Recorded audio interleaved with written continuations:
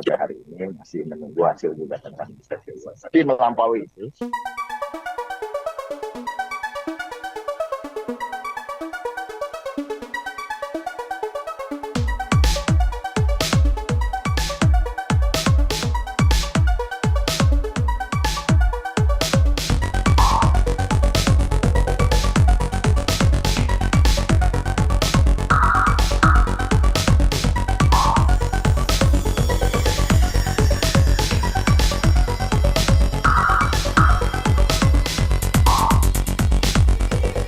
menghormati apa yang menjadi keputusan dari PBNU sebagai organisasi yang independen untuk menyikapi apa yang ke depan sebagai melihat pemerintahan yang akan datang apapun itu ya. Tapi kembali lagi saya ulangi, tentunya PDI Perjuangan sampai hari ini masih menunggu hasil gugatan kami.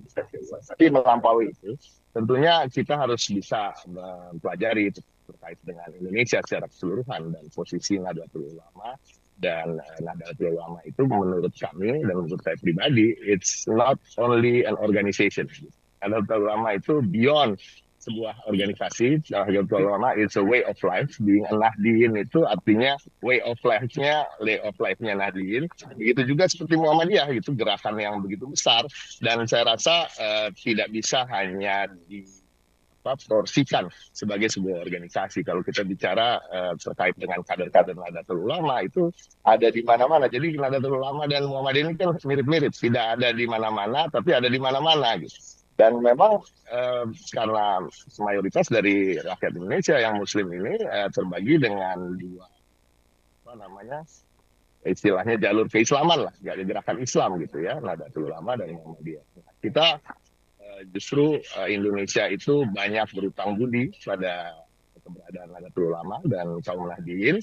Dan kalau kita bicara dengan soal PDI Perjuangan sendiri, kita punya 100 kepala daerah yang punya latar belakang NU.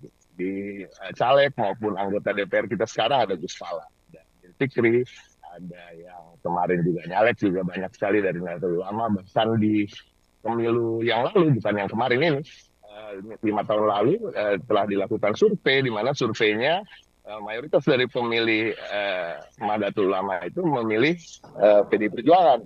Lalu nomor 2-nya PKB itu, ada beberapa survei yang menyatakan. Jadi Nahdlatul Ulama ini sebagai sesuatu hal yang tidak sekedar organisasi ya, tapi juga gaya hidup, juga kader-kadernya yang mumpuni bisa berada di mana saja, dan suatu hal yang cukup biasa bila siapapun pemenang dari Pilpres atau pemenang pemilu ataupun organisasi manapun, partai politik manapun menginginkan kader-kader Nahdliyin yang memang mumpuni. Dan kita ketahui sangat NKRI, menghargai Bhinneka Tunggal Ika, dan selalu menjaga persatuan di Indonesia ini itu berada di dalam partai-partai maupun organisasi-organisasi lain yang ada. Jadi bukan hanya membersamai kaum muslimin, saya rasa Nahdlatul Ulama juga menjadi semacam pengayom dari kaum minoritas di Indonesia. Jadi ini hal yang biasa, patut kita hormati. Dan nanti siapapun pemimpin kita ke depannya tentunya akan lebih baik lagi bila memang Nahdlatul Ulama berada di dalam unsur.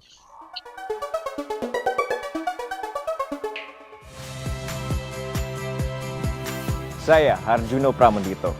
Saksikan program-program Kompas TV melalui siaran digital, pay TV, dan media streaming lainnya. Kompas TV, independen, terpercaya.